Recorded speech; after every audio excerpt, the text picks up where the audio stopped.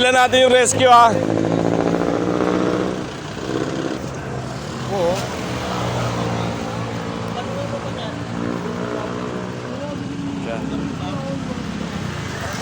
Kung may problema, shoutout ka.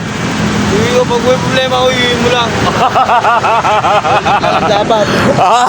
Tutulog na lang dapat. Tutulog na lang dapat. Boom! Alright! Good morning! Ito Real Talk. Panoorin niyo ang video ng disgrasya na yan at kung ano yung rason niya sa buhay niya. Hindi rason ng pag-inom kung may problema ka sa magulang mo. Dahil noong bata ka pa lang at pinagbubuntis ka sa sinapupunan ng nanay mo, walang nga, problema ka na eh. Ngayon, ikaw ngayon ang problema dyan sa mga sugat mo. Magtira po tayo ng pang-uwi. Dahil may nag-aantay po sa ating pamilya ngayong Kapaskuhan at Bagong Taon. Mag-iingat po ang lahat. Oh, right!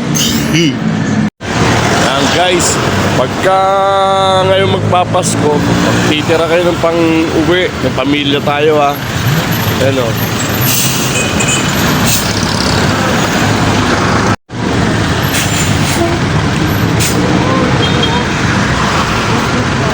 So, may helmet ka pala eh. Helmet din mo. Antayin lang natin yung rescue pare. Antayin lang natin yung rescue ha.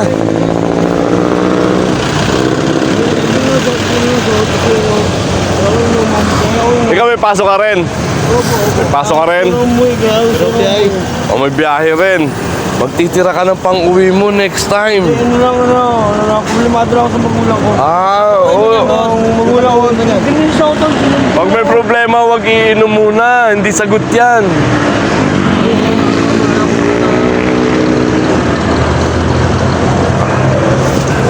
Oo.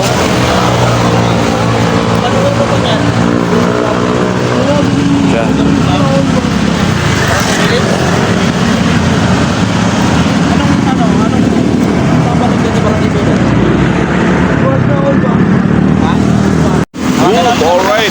Shoutout ka pre. Shoutout ka.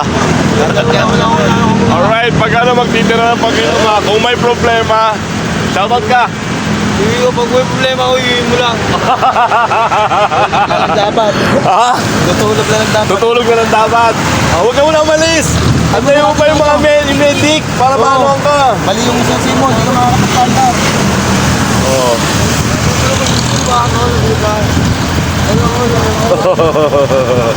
Ano sa ano, Eric Cruz, alright.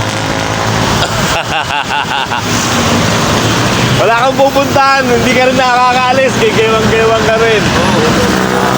Antayin mo yung rescue ha. Antayin mo, Parikoy.